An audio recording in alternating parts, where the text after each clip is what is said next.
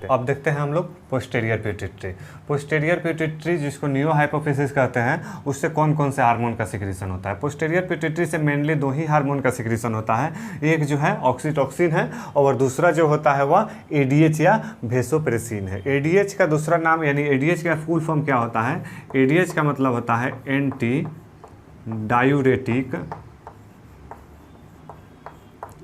Diuretic hormone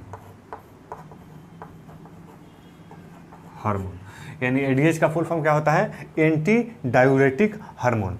देखिए अब दोनों का जैसे कि ऑक्सीटोसिन है, इसका फंक्शन क्या होता है, ऑक्सीटोसिन का फंक्शन होता है यूटेराइन कंट्रैक्शन, यानी कि जब ड्यूरिंग लेबर, यानी कि जब लेबर पेन होते रहता है, यानी कि जब डिलीवरी के वक्त होता है उस समय यूट्रस जो होता है फीमेल में, उस फीमेल में जो यूट्रस होता है उसको क्या करता है, कॉन्ट्रैक्ट करता है, यानी कि कंट्रैक्शन का काम करता है। यूट्रस को जैसे ही कॉन्ट्रैक्ट करेगा तो क्या होगा, बेबी बाहर आएगा, यानी कि पुश आउट होगा, यानी कि उससे क्या होगा, बच्चे का जन्म आसानी से हो जाएगा। इसलिए क्या होता है, जो ऑक्सीटोसिन है उसका काम होता है कि यूट्राइन कंट्रैक्शन। दूसरा क्या काम होता है, मिल्क इजेक्शन, यानी कि मिल्क को इजेक्ट करने में हेल्प करता है।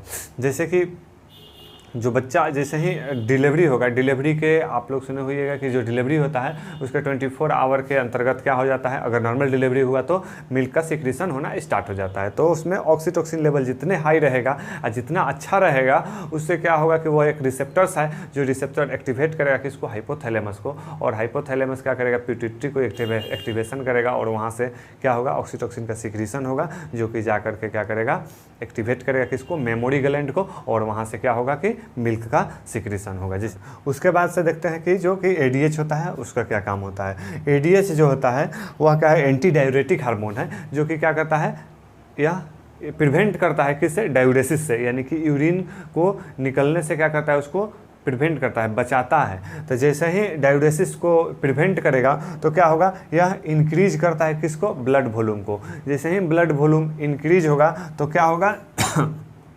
बीपी भी, ब्लड प्रेशर भी क्या होगा, इंक्रीज होगा, यानी कि क्या करेगा, regulation of blood pressure. Anti diuretic है, इसका मतलब ये नहीं है कि हमेशा यह डायूरेटिक यानी एंटी डायूरेटिक का ही काम करता है, जिससे कि यह क्या करता है, रेगुलेशन करता है, जिससे अगर हमको शरीर में, हमारे शरीर में अगर हमको डायूरेसिस का ज़रूरत है तो वह डायूरेसिस होगा, अगर उसको ज़रूरत नहीं है तब वह क्या होगा, एंटी डायूरेटिक का काम करेगा। जैसे कि देखते हैं क्या करता है,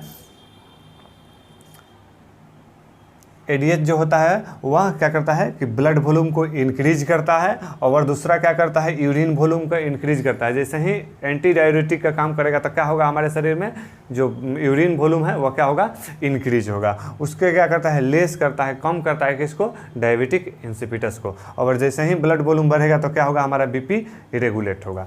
तो आज हम लोग ने देखा पिट्यूटरी को, पिट्यूटरी ग्लैंड लोग देखे, पिट्यूटरी ग्लैंड को, पिट्यूटरी ग्लैंड में इंटीरियर पिट्यूटरी और पोस्टीरियर पिट्यूटरी को देखे, जिसमें क्या बोलते हैं कि इंटीरियर पिट्यूटरी को मास्टर ग्लैंड भी बोला गया है। क्यों बोला गया था, इसलिए क्योंकि ऑल इंडोक्राइन सिस्टम के जितने भी ग्लैंड्स हैं सबको क्या करता था, या रेगुलेट करता था, इसलिए यह कौन सा ग्लैंड है, मास्टर ग्लैंड है। और इससे देखें इंटीरियर पार्ट से कितने हार्मोन का सिक्रीशन होता है और उसका ट्रिक क्या होता है, और पोस्टीरियर पार्ट से कौन कौन से हार्मोन का सिक्रीशन होता है और उसका फंक्शन क्या होता है। तो आज हम लोग इस क्लास में इतना ही, फिर मिलेंगे अगले क्लास में।